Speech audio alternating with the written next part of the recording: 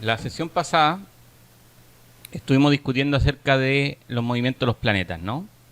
¿Se acuerdan que revisamos cómo se movían los planetas superiores, los planetas inferiores?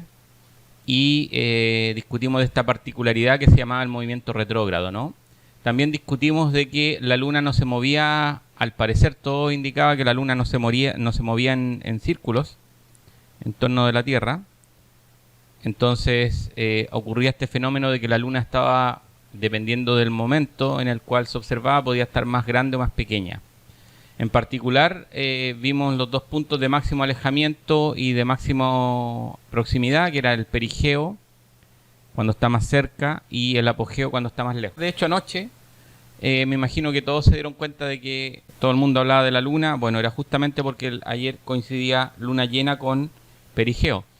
Ahora, tanto el perigeo como el apogeo no tienen por qué coincidir con la luna llena, ¿no? O sea, en esta imagen están tomadas en luna llena, porque claro, si están en luna nueva no lo apreciamos, pero pueden ocurrir, o sea, no es necesario que ocurran en fase de luna llena. Ayer, en particular, en la noche de ayer, este fenómeno estaba ocurriendo, así que me imagino que todos pudieron apreciar lo que habíamos estado discutiendo en la sesión pasada, ¿no? El día de hoy quiero conversar acerca de un fenómeno que se llama la precesión del equinoccio, de los equinoccios, y está relacionado con un movimiento adicional que tiene la Tierra. O sea, habíamos hablado de que, o la esfera celeste, habíamos hablado en una sesión pasada de que la rotación sideral justificaba el hecho de que las estrellas salieran por un lado del horizonte y se pusieran por el otro, ¿no? Pensábamos de que las estrellas estaban fijas a la esfera celeste y la esfera celeste era la que estaba rotando en torno de la Tierra. Eso es lo que nosotros conocemos como el modelo geocéntrico, que es el mejor modelo que podemos utilizar para describir desde el punto de vista de la Tierra lo que está ocurriendo en el cielo. Me dice acá Eduardo que no le quedó muy claro qué es lo que eran los objetos errantes.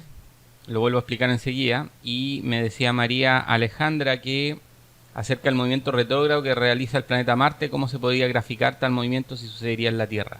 Bueno, voy a partir por esto último. Primero, la Tierra para nosotros está quieta, entonces la Tierra no puede hacer este movimiento. El movimiento retrógrado que observamos, que era, voy a mover a la imagen esta del planeta Marte, pero este es Marte, podría ser Júpiter o podría ser Saturno. Este movimiento del planeta Marte,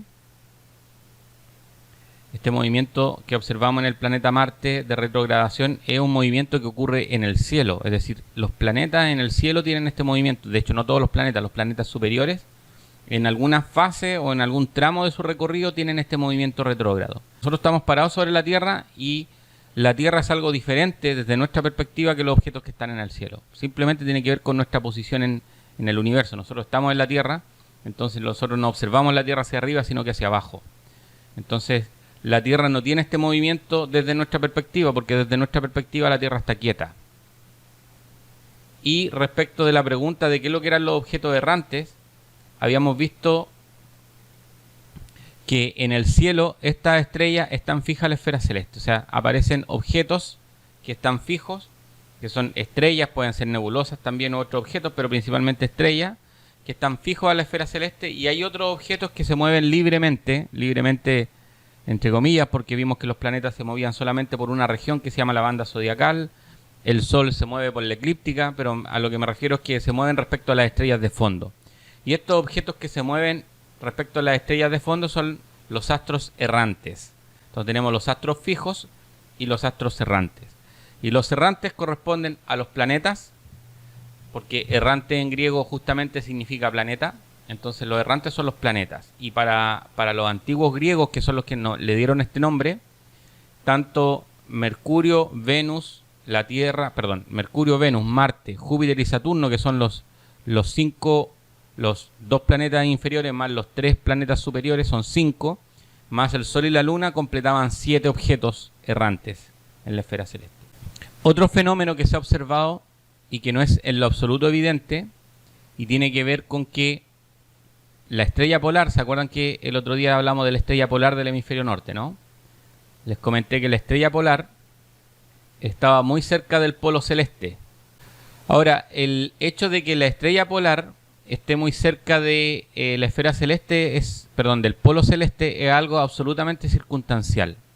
De hecho, por ejemplo, los antiguos egipcios no observaban una estrella polar. Y no observaban una estrella polar porque esta estrella no estaba en el polo celeste o tan próximo al polo celeste como lo está en la actualidad.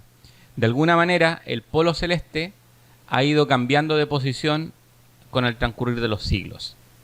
Entonces, en esta gráfica aparece el polo norte celeste, que son estas líneas azules, donde intersectan estas líneas azules, el polo norte celeste. Aparece aquí la estrella polar y esta es la constelación de la Osa Menor. Y aparece también un círculo en amarillo, que espero que lo puedan ver. Este círculo en amarillo que representa cómo se ha ido moviendo el polo celeste con los siglos. Entonces, hacia el pasado me tengo que mover hacia la derecha de la imagen. Por ejemplo, aquí está el año 0 y aquí está el año 2000 antes de Cristo y el año 4000 antes de Cristo.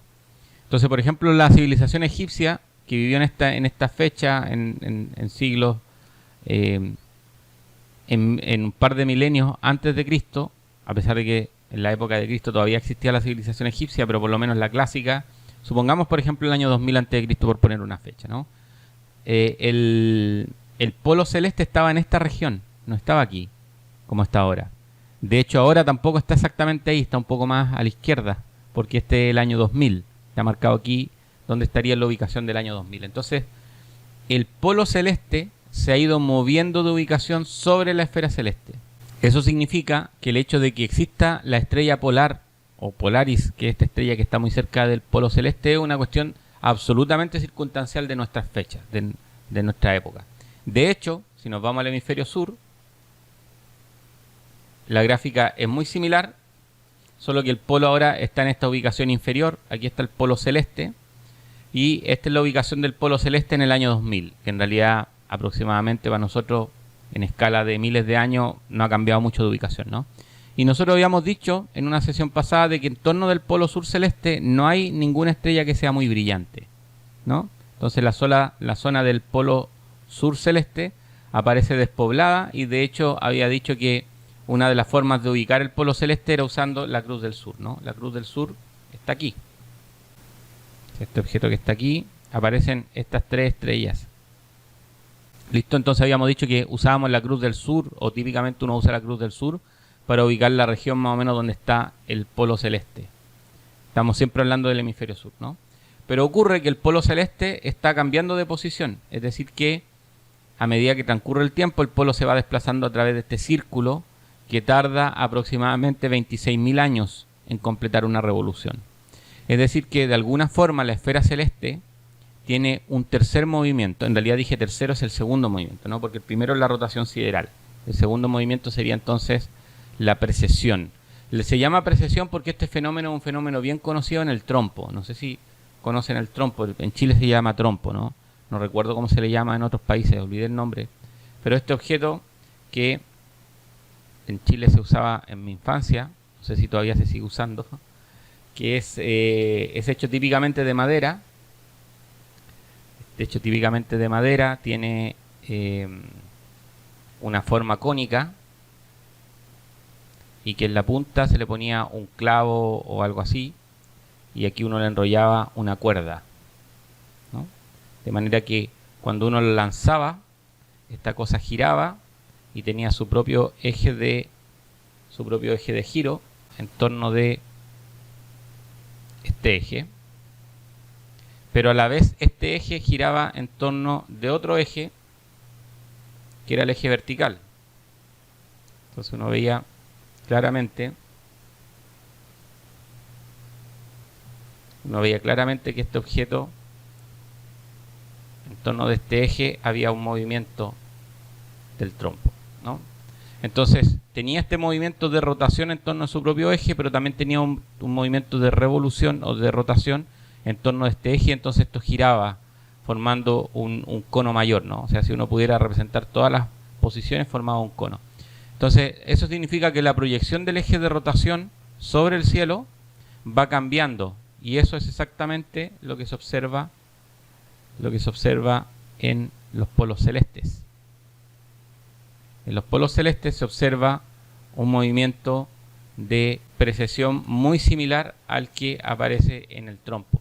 Peonza creo que se llama en español, ¿no? En Chile llamamos trompo, pero creo que el nombre es peonza.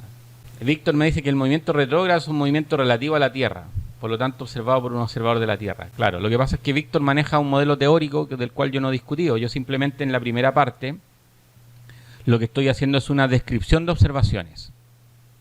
Y la descripción de observaciones significa, en el método científico, describir o expresar lo que se observa en la naturaleza. Luego, si seguimos el modelo científico, luego tenemos que usar todas estas ideas para producir hipótesis y a partir de esa hipótesis generar un modelo. Y vamos en ese sentido, ¿no? ¿Se acuerdan que en la primera sesión hablé del método científico? En el método científico habían fases. La primera fase es de observación.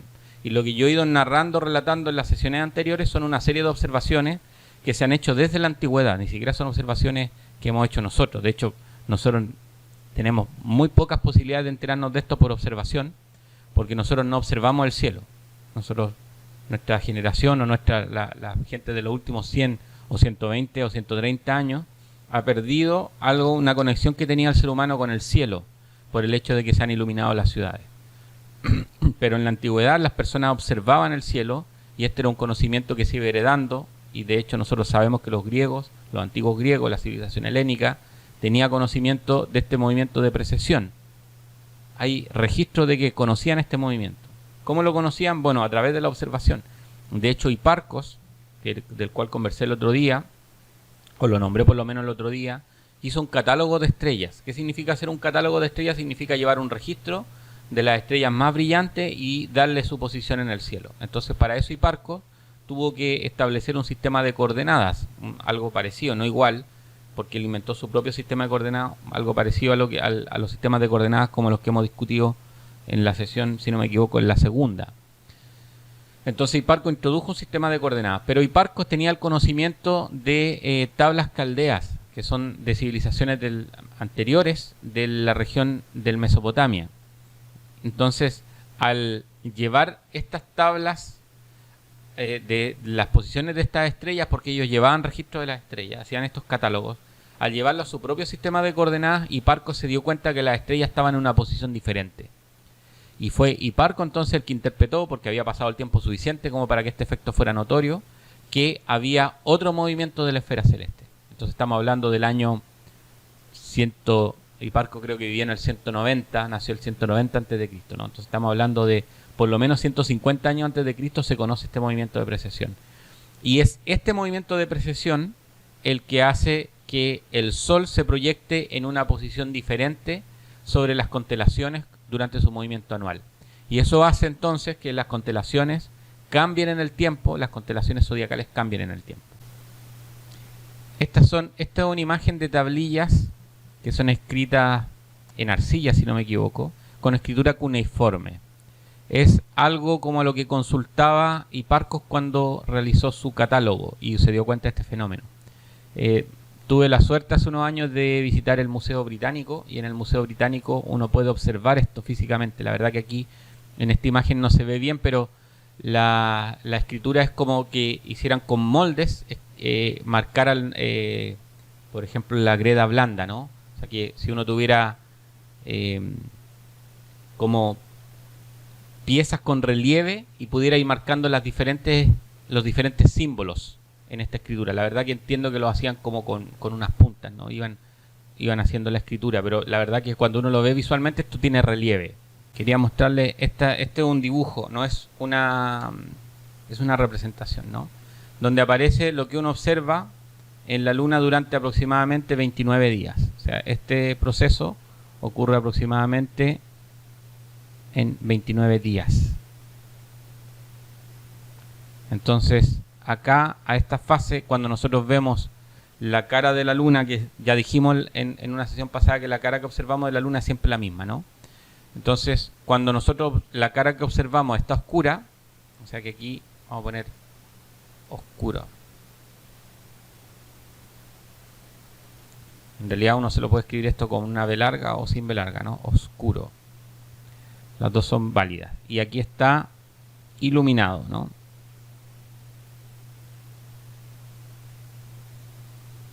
He estado tratando de practicar la letra. Tiene su dificultad esto. Ya, entonces tenemos una oscuridad total. Entonces voy a poner aquí total. Y aquí una iluminación total. Y entre uno y otro pasa la mitad de 29 días, que son un poquito más de 2 semanas. ¿Listo? Entre esto y esto hay aproximadamente 2 semanas. Entonces voy a poner aquí aproximadamente 2 semanas. Son un poquito más de 14 días, entonces son aproximadamente 2 semanas. Y entre que la luna cambia de oscuridad a totalidad, a esto de acá se le llama, estos son las fases, entonces se le llama a esto luna nueva. Se le llama luna nueva. A esto se le llama luna llena. Vamos aquí a marcar. Luna llena. Y entonces cuando va de nueva a llena, la luna está creciente. ¿De acuerdo? Cuando va de nueva a llena está creciente. Y luego cuando va de llena a nueva está menguante. Menguante. ¿Listo? Entonces, durante este proceso en que la luna progresivamente empieza a iluminarse el hemisferio que vemos, hay un momento en que está, de la cara que vemos, la mitad está oscura y la otra mitad está iluminada. Y esto de acá se le llama cuarto creciente. Aquí tenemos un cuarto creciente. Voy a borrar mejor esto de acá. Le vamos a poner. Entonces está cuarto creciente. Y acá está cuarto menguante. Listo, que entre este y este hay aproximadamente, como ya se podrán imaginar, 7 días.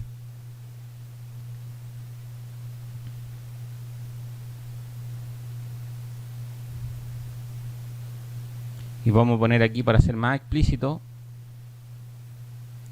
lo voy a poner en días. Entonces esto es aproximadamente 14 días. Y en total, el fenómeno total tiene 29 días. O sea, desde que va desde nueva y vuelve a nueva, tiene un proceso de 29 días. O sea, el periodo de esto es un poco mayor a 29 días. Entonces ya se podrán imaginar hacia dónde voy, ¿no? Ocurre que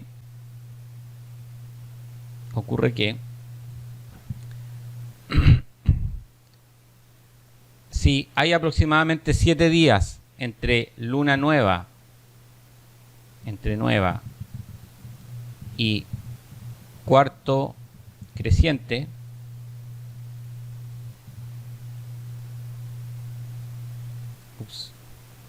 si hay aproximadamente 7 días entre la luna nueva y cuarto creciente, si hay entre cuarto creciente y luna llena otros aproximadamente 7 días, y luego entre llena y cuarto menguante hay aproximadamente 7 días más, y por último entre cuarto menguante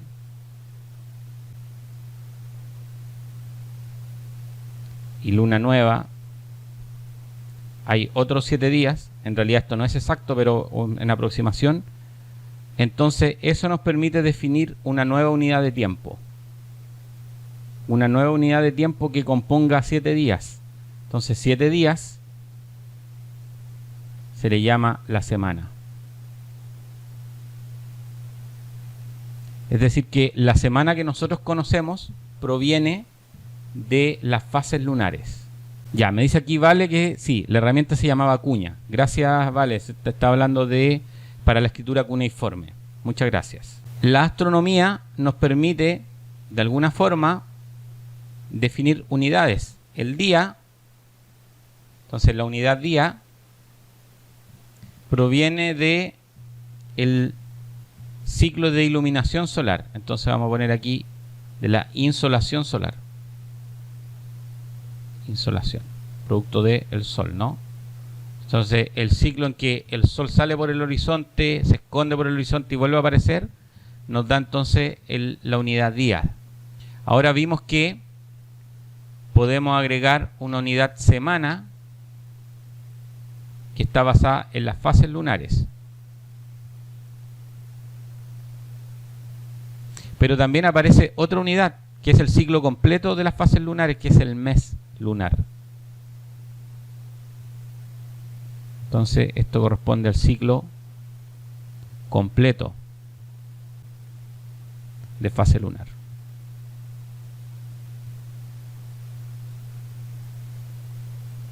Entonces vean que ya la astronomía nos ha explicado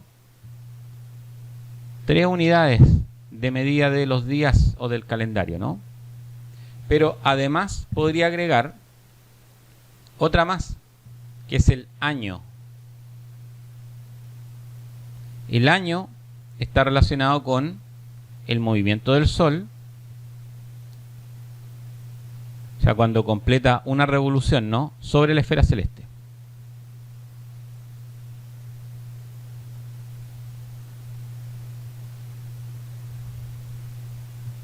Esto es una L, ¿no? Parece una C, pero una L. ¿Listo? Entonces tenemos que de alguna forma las unidades de medición del tiempo están asociadas a la astronomía. Ahora, en un año hay poco más de 12 meses lunares.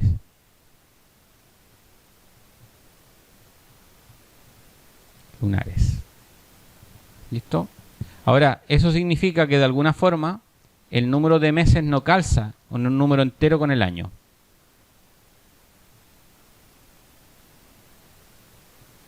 Entonces, esto va a dar origen a lo que conocemos como el calendario.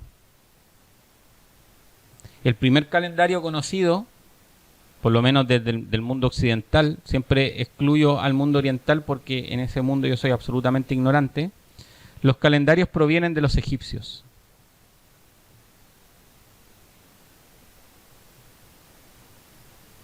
Los egipcios son los primeros que inventan un calendario, y ese calendario originalmente tenía 360 días. Y luego se le agregaron 5 días extra, que se llaman los días... Se me olvidó el nombre. Ahora, luego me acuerdo, ¿no? Pero se le agregaron 5 días, que son 5 días de festividades. De hecho, el nombre que se le da es un nombre griego, ni siquiera egipcio. Los griegos, perdón, los antiguos egipcios se dieron cuenta y tenían muy bien estudiado el ciclo solar. Primero porque para los egipcios el sol era una divinidad. Y además porque el ciclo de crecida del río Nilo estaba dominado por saber o para prever cuándo correspondía las inundaciones del río Nilo. Se tenía que conocer muy bien el cielo, ¿no? Saber en qué momento iba a ocurrir significaba tener un conocimiento muy acabado del cielo. Entonces los egipcios eran muy buenos astrónomos. Ahora, adicionalmente a estos 12 meses lunares, si ustedes recuerdan, en el momento en que esto ocurrió, o sea, que este análisis apareció, en el mundo griego se conocían 12 constelaciones zodiacales. ¿Listo? Es decir, el Sol transitaba por 12 constelaciones. Entonces vean que el número 12 es un número que se repite, ¿no? Entonces eso permitió establecer de manera ya casi... La verdad que los egipcios no usaban un calendario de 12 meses, sino que ellos tenían 4 estaciones. Ellos no usaban 2 tipos de calendario, ¿no? El calendario solar y el calendario lunar. Y el calendario solar tenía 4 estaciones. El calendario lunar estaba basado en meses, pero el calendario solar estaba basado en meses. Me imagino que todos nos habremos dado cuenta que el Sol en invierno parece que... A ver, ¿cómo lo digo? Ya. La siguiente observación es que seguro que ustedes también se han dado cuenta. La primera es que en invierno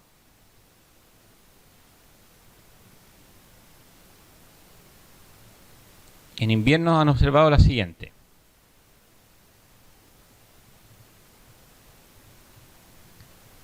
La insolación, entendiendo esto como horas que el sol está sobre el horizonte,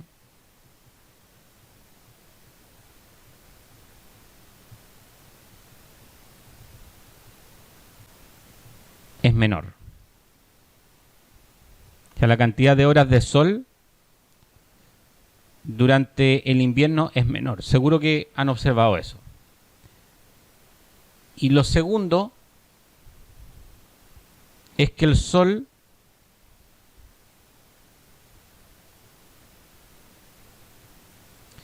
se levanta menos sobre el horizonte. O sea, llega a mediodía,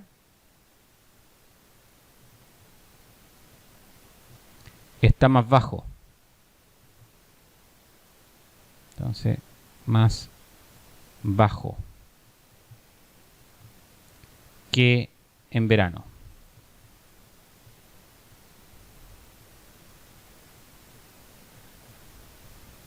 Me dice Vale, en Ur, Mesopotamia, se encontraban tablillas donde el año estaba dividido en cerca de 30 meses. Y muchos de hecho de ellos eran con relación a la luna. Sí, a ver, lo que pasa es que dependiendo de la civilización que uno está considerando, las civilizaciones podían tener calendarios de tipo solar o calendarios de tipo lunar. En el caso, por ejemplo, de la civilización egipcia, tenían los dos calendarios. Usaban el calendario solar y el calendario lunar, y dependiendo de qué cosas estaban usando, si eran festividades religiosas o si estaban estudiando el crecimiento del Nilo, usaban uno u otro calendario. Y de hecho, por ejemplo, en las fiestas religiosas como la que viene este próximo fin de semana, los judíos celebran la liberación de Egipto, ¿no? Y eso se celebra en lo que nosotros llamamos la Pascua, ¿no? Que está asociado a la resurrección cristiana, porque la resurrección o la muerte de Jesús, según la tradición cristiana, ocurre justamente en la fiesta de la Pascua, que es cuando se celebra el retorno de los judíos o los hebreos a la tierra prometida. Entonces, las festividades de ese tipo, que son religiosas, están dominadas por un calendario lunar.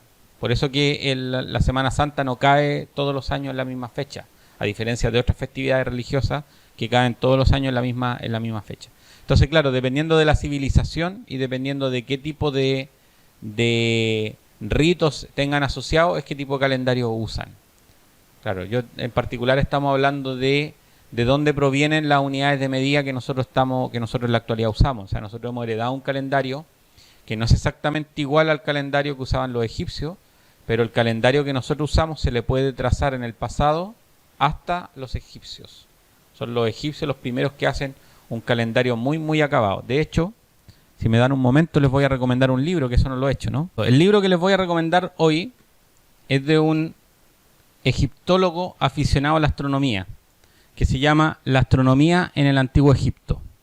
Este es un libro maravilloso, donde nos cuenta básicamente todo lo que se conoce en la actualidad, o prácticamente todo lo que se conoce en la actualidad, de lo que hacían los astrónomos del Antiguo Egipto, que en muchas civilizaciones los astrónomos, como no eran científicos, sino que eran más bien personas religiosas, o sea, estaban relacionadas con cuestiones religiosas. Y acá en este texto explican muy bien, hay un capítulo entero acerca del calendario egipcio y cómo los egipcios medían el tiempo y medían las horas. Entonces, les recomiendo el día de hoy este libro que se llama La astronomía en el Antiguo Egipto, de José Lull. José Lull es una persona que tiene redes sociales, entonces también lo pueden seguir. De vez en cuando publica sus charlas y sus charlas de divulgación.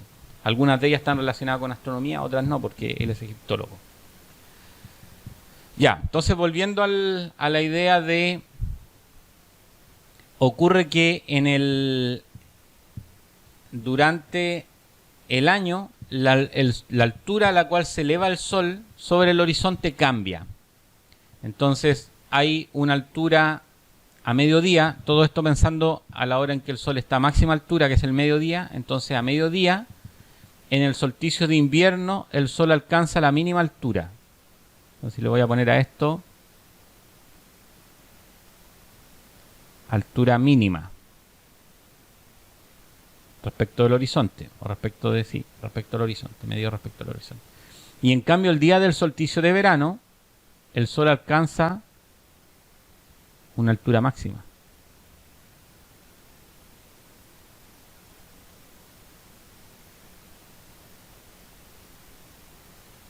Entonces, entre el día del solsticio de verano, que si ustedes recuerdan, el día del solsticio de verano es cuando el Sol alcanza el máximo alejamiento sobre la esfera celeste del ecuador celeste.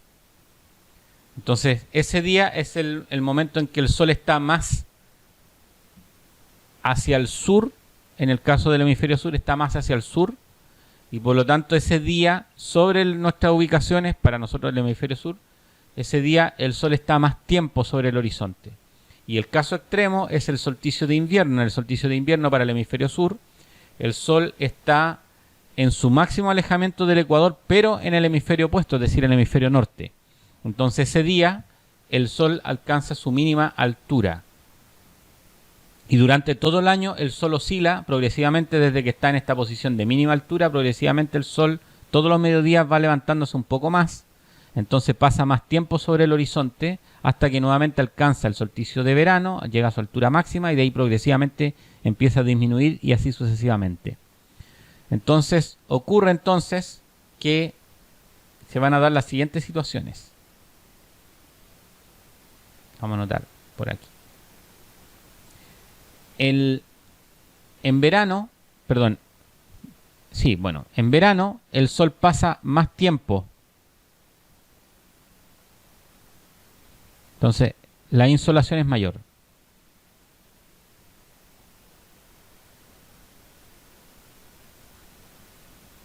¿Por qué es mayor? Porque el trazo que sigue el Sol durante el verano, recuerden que el verano está relacionado físicamente con el solsticio. Entonces, el tramo que sigue o la trayectoria sobre el horizonte que sigue el Sol, que la estoy marcando aquí, esa trayectoria es mayor. Entonces significa que el Sol está más tiempo sobre el horizonte, o sea, amanece más temprano y oscurece más tarde. Básicamente esa es la idea. En invierno, en cambio, el Sol tiene una trayectoria más corta, y entonces esa trayectoria más corta significa que el Sol está menos tiempo sobre el horizonte. Entonces la cantidad de horas de insolación en verano es mayor que en invierno. Y eso evidentemente que influye en el calentamiento de la Tierra. La atmósfera se calienta producto de que está en contacto con el suelo. El suelo se calienta por la radiación solar y el suelo calienta la atmósfera, y la atmósfera es la que distribuye este calor en el globo. Y por otra parte, la cantidad de energía, esto lo voy a explicar ahora, la cantidad de energía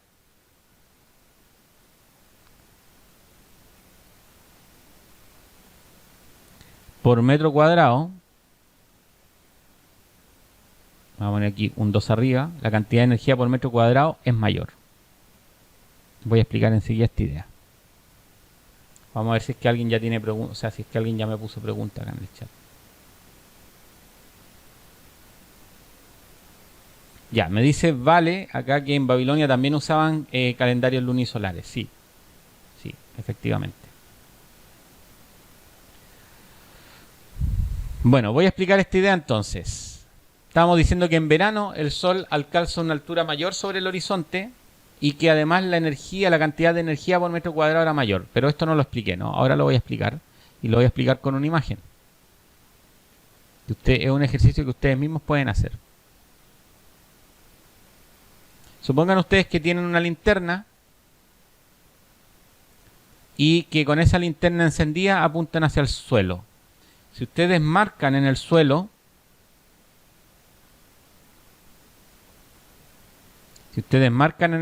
la región que está siendo iluminada y la miran desde arriba, va a ser algo así. Bueno, ya saben que mis dibujos no son muy buenos, ¿no? Va a ser un círculo. Esta es la región iluminada por la linterna cuando está verticalmente apuntando hacia abajo. Lo pueden marcar en el piso con una tiza o en un cartón o algo así. Esto es un ejercicio que ustedes pueden hacer y los desafío a que lo hagan. Ahora cuando inclinan, por ejemplo, aquí a 45 grados la linterna, resulta que ahora la región que se ilumina ya no es un círculo, sino que es una elipse. Y esa elipse es alargada.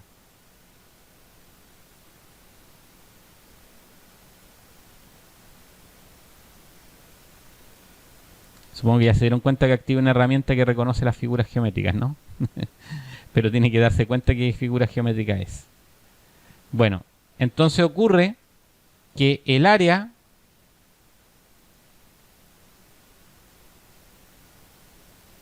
de este círculo, aquí ya reconoció el círculo, y el área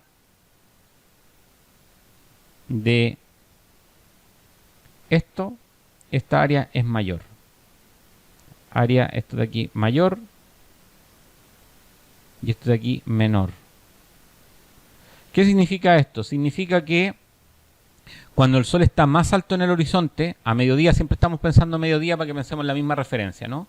A mediodía, cuando el sol está más alto en el horizonte, la cantidad de energía que nos llega del sol está distribuida en un área menor que cuando el sol está más abajo. Entonces la cantidad de energía por metro cuadrado en verano es mayor que en invierno. Volviendo siempre a esta idea. Volviendo siempre a esta idea de acá, ¿no? De que en invierno el sol alcanza una altura menor que en verano. Entonces significa que en verano haga más calor que en invierno, tiene una doble razón. La primera tiene que ver con la cantidad de horas que pasa el sol sobre el horizonte, es decir, la insolación, y por otro de cómo llega esa energía, cuán concentrada está esa energía. Mientras mayor altura alcanza el sol sobre el horizonte, esa energía está concentrada en una superficie menor. Entonces recibimos mayor cantidad de energía por unidad de superficie. Esto me dice, ¿cómo se puede calcular la energía por metro cuadrado? Bueno, primero hay que conocer cuánto es la energía que irradia el sol. Eso se llama constante solar. La cantidad de energía que llega del sol se mide. Hay medidores de energía, de hecho algo muy importante, por ejemplo, si es que uno quiere poner paneles solares. ¿Qué hemos visto hoy? Hemos visto básicamente dos cosas. La primera es que agregamos un nuevo movimiento a la esfera celeste. O sea, habíamos hablado de la rotación sideral como un movimiento de la esfera celeste y ahora les conté que Hipparcos, cuando construyó su catálogo estelar, del cual volveré a hablar en otro momento, en este catálogo fue a fuentes antiguas, fuentes caldeas, que estaban escritas en escritura cuneiforme, y logró descubrir de que las posiciones de las estrellas habían cambiado. Esto, que parece muy fácil de decir, es algo extremadamente complejo. Es decir, nos muestra acerca de las capacidades y los conocimientos que tenían los antiguos griegos o las personas, los astrónomos de la antigüedad. De hecho, Hipparcos es conocido como el astrónomo más importante de la antigüedad, justamente por este catálogo y otras cosas más que realizó. Entonces, hablamos de la precesión como un movimiento similar al que hacía el trompo. También, si es que ustedes no conocen esa palabra, recordé después, que se llama la peonza. Y luego de eso discutimos acerca de las estaciones como producto o como consecuencia de que el Sol tiene un movimiento sobre la esfera celeste y que en ese movimiento sobre la esfera celeste cambia de hemisferio, ¿no? Y cuando alcanza entre el máximo alejamiento en un hemisferio o en otro, vamos a estar en solsticios de invierno y de verano. Y eso hacía cambiar dos cosas sobre la superficie de la Tierra, o en particular desde nuestra ubicación. Que la cantidad de horas que pasa el Sol sobre el horizonte cambia, y que la cantidad de energía por metro cuadrado que nos llega del Sol también cambia. Y no porque el Sol cambie la cantidad de energía que irradia, sino que simplemente por la diferencia de altura, la energía llega más concentrada o más diluida sobre la superficie terrestre. Entonces serían estas dos combinaciones de hechos que tienen que ver con el Sol los que marcan las estaciones del año. Las estaciones del año están marcadas por el hecho de que el Sol tiene un movimiento a través de la eclíptica sobre la esfera celeste. ¿Hay algo con lo que las estaciones no tienen que ver, las estaciones del año? Que lo mencionamos y lo discutimos en una sesión pasada. Ya, perfecto. Vale. Muy bien, muchas gracias. No tiene que ver con el perihelio y el afelio. El perihelio es el máximo acercamiento que tiene el Sol respecto de la Tierra, y el afelio es el máximo alejamiento que tiene el Sol respecto a la Tierra. Entonces las estaciones no tienen que ver con la distancia al Sol, por lo menos en la Tierra, sino que tienen que ver con el hecho de que la eclíptica está inclinada respecto del ecuador celeste. Entonces, para saber si un planeta, como la Tierra u otro, tiene estaciones, lo que hay que ver es si es que el plano de su eclíptica, de su propia eclíptica vista desde su posición, coincide o no con el ecuador. En el caso nuestro habíamos visto que en el ecuador estaba inclinado. Déjenme ver lo de las sesiones pasadas, ¿no? Era lo que habíamos estado discutiendo en una sesión pasada, ¿no? De que la eclíptica, que es esta línea de acá, tiene una inclinación de 23 grados y medio respecto de la línea ecuatorial. A ver. Ahí sí, ¿no? La eclíptica, que es esta línea de acá, está inclinada respecto al ecuador celeste, y ese ángulo es de aproximadamente 23 grados y medio. Ya, entonces efectivamente las estaciones, a diferencia de lo que todo el mundo cree, no ocurren por el hecho de que el Sol esté más lejos o más cerca, sino que ocurren por el hecho de que la eclíptica está inclinada respecto al ecuador, y eso produce las consecuencias que acabamos de discutir el día de hoy. Bueno, con esto voy a concluir la sesión del día de hoy. Estamos ya en condiciones de discutir acerca de los modelos teóricos que explican todas estas cosas. Por ejemplo, el hecho de lo que ustedes mismos preguntaban hoy día, que por qué los planetas tienen retrogradación. Para explicarlos por qué es necesario tener un modelo teórico. Entonces, la próxima sesión me gustaría discutir acerca de esos modelos teóricos. El modelo geocéntrico, otros modelos que inventaron los griegos, y de ahí ir limpiando un poco el panorama y ver cuál de ellos es el que se ajusta mejor a las observaciones. Que les vaya muy bien, que tengan un excelente día. Gracias por haber participado de la sesión de hoy.